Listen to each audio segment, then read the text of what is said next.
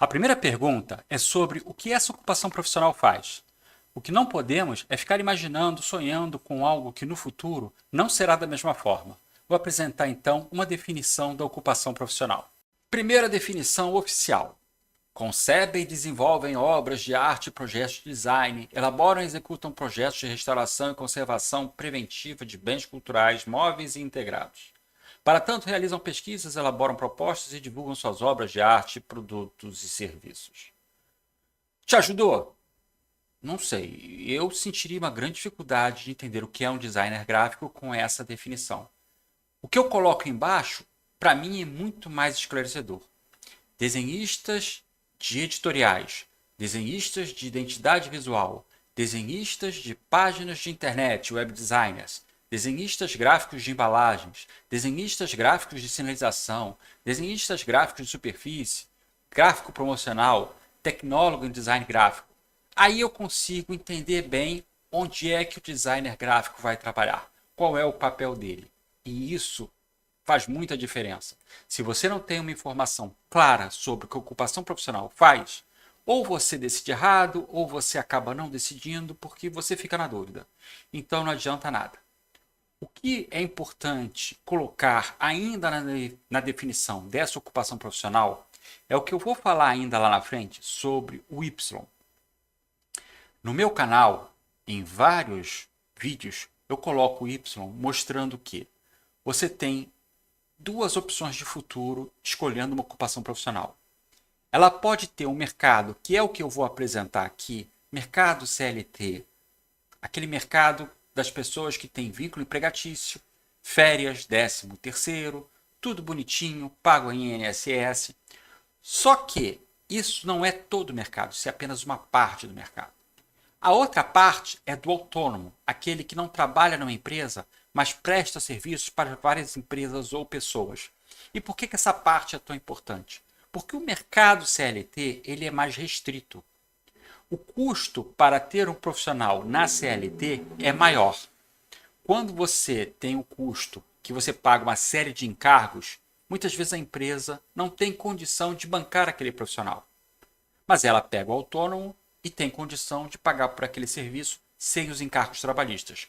Por isso, eu vou mostrar um mercado CLT e você tem que ter a noção clara de que tem muita oportunidade fora daquilo que eu vou te mostrar. Você vai ver mais lá na frente, eu vou te apresentar isso. A segunda pergunta é sobre qual a formação acadêmica necessária para exercer essa ocupação profissional. E nesse momento, eu estou só apresentando o básico do que é cobrado pelo mercado de trabalho. A formação requerida para os desenhistas industriais de produto, gráficos e de produtos de moda, também conhecido como designers, é o curso superior de tecnologia na área ou o bacharelado. Tudo bem, esse é o mercado dos sonhos, o bonitinho, aquele que você fala, nossa, eu fiz a formação acadêmica e agora estou indo para o mercado de trabalho. Essa é a única alternativa? Não é. Tem muita gente hoje com os recursos tecnológicos que ele não tem a formação superior, mas ele tem um book, ele tem uma pasta de serviços prestados onde mostra o quanto ele é habilidoso e o quanto ele está preparado para serviços. Pode ser que uma pessoa que não tenha curso superior não esteja preparado para serviços maiores ou mais complexos, mas uma pessoa que já tem na prática a experiência, ela está apta a desenvolver uma série de outros trabalhos. E o mercado demandante, aquele que quer o profissional, ele olha isso. Se eu quero algo complexo, eu não vou me arriscar. Mas se eu quero algo de menor escala, de menor monta, isso aqui então serve para o que eu quero. E é mais barato. Então, não olhe para a formação de nível superior como a única alternativa para você ser um designer gráfico. Ela é a melhor alternativa, na minha opinião, mas você pode, desde antes de entrar na faculdade, começar a prestar serviços, desde que você tenha habilidade técnica e com isso você conseguir ter um faturamento, conseguir recursos financeiros para investir na sua carreira e aí sim fazer uma formação acadêmica como essa que está apresentada aqui. Nessa terceira pergunta começam a aparecer surpresas. Quando não conhecemos o mercado de trabalho, erramos ao achar que uma ocupação profissional atende apenas um tipo de empresa ou necessidade. Veja, então, do que eu levantei, que é CLT, eu levantei 18.597 pessoas que têm a ocupação profissional na carteira de trabalho, desenhista industrial gráfico, designer gráfico. E eles estão trabalhando para que empresas? As empresas que contratam o designer gráfico são empresas de que tipo de atividade?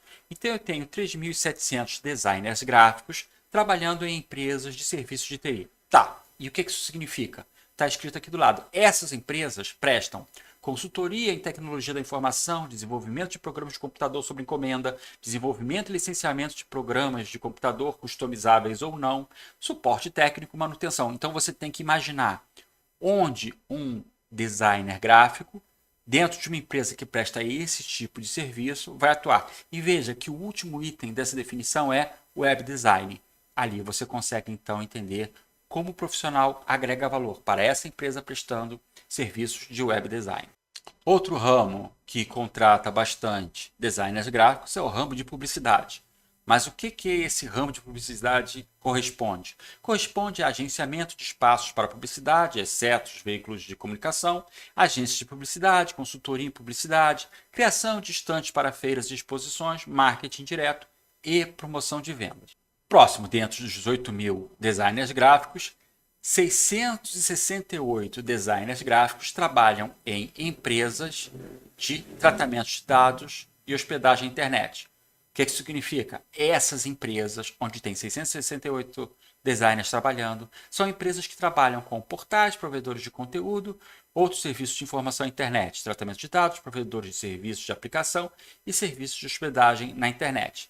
Então você vê como a parte da web demanda designers gráficos. Daqueles que eu levantei, 617 trabalham em empresas de serviços financeiros, que corresponde a administração de cartões de crédito, administrações de mercados de balcões organizados, agentes de investimento em aplicações financeiras, a bolsa, corretoras de câmbio, corretoras de contratos de mercadorias, corretoras de títulos e valores imobiliários, distribuidoras de títulos e valores imobiliários, operadoras de cartão de crédito, representações de banco estrangeiro, serviços de liquidação e custódia. A seguir, nós temos então designers gráficos 605 trabalhando no setor de confecção de vestuário. Confecção de peças de vestuário, incluindo roupas íntimas e confeccionadas sob medida. Confecção de roupas profissionais, fabricação de acessórios do vestuário. Facção de peças do vestuário, incluindo roupas íntimas. Facção de roupas profissionais. E, novamente, vou citar o Y. Eu posso ter pessoas trabalhando para empresas de confecção de vestuário que tenham carteira assinada. Então, elas estão dentro da contabilidade de CLT. Mas eu posso também ter freelancers, posso ter autônomos, que de repente trabalham para uma empresa de confecção de vestuário não com carteira assinada. Isso é mais barato. Então, a empresa contrata o profissional para um serviço específico. Ele presta o serviço e trabalha para uma, para 3, para 20 empresas. Depende do profissional e da sua qualidade. Mas é importante pensar o seguinte: não é que o mercado seja deste tamanho. Essa é a parte que eu consegui levantar. O mercado é muito maior que isso, mas em outros termos que não é a CLT. Ou que eu não tenha conseguido levantar porque a informação veio suja, o banco de dados que eu usei não tinha o total de designers gráficos para eu poder apresentar aqui. Então, isso aqui é uma referência, mas você tem que pensar muito no mercado informal, que cada vez cresce mais, porque o custo do funcionário CLT é muito alto para uma série de empresas. Na quarta pergunta, vemos como cada região do Brasil pode ter características próprias e ter maior ou menor necessidade de uma ocupação profissional específica. Observe. Agora então, no Brasil, do que eu levantei, dos 18.000 que eu levantei, onde é que está a maior concentração de designers gráficos trabalhando? Na região metropolitana de São Paulo, eu tenho 6.400, praticamente 6.500 designers gráficos trabalhando. E onde é que eles são concentrados? No município de São Paulo, capital. Veja, praticamente tudo.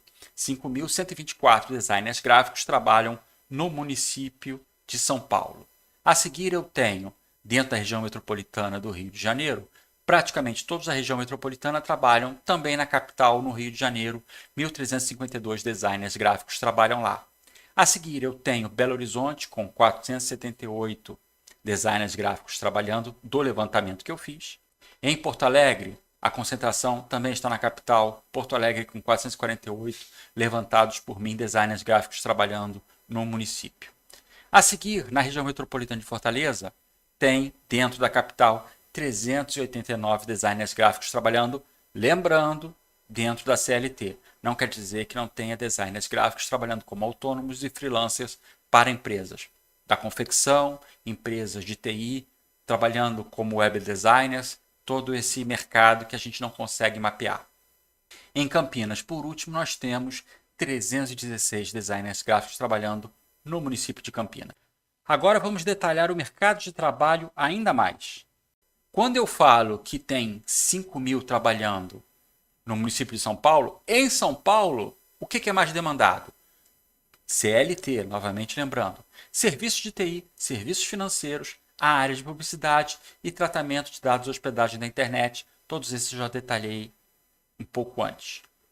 Quando eu falo no Rio de Janeiro, município do Rio de Janeiro, os maiores demandantes que contratam mais designers gráficos com CLT, serviço de TI, atividade de televisão, esse não aparece. Pô, mas peraí então, Hélio, me ajuda aí. Atividade de televisão significa o quê?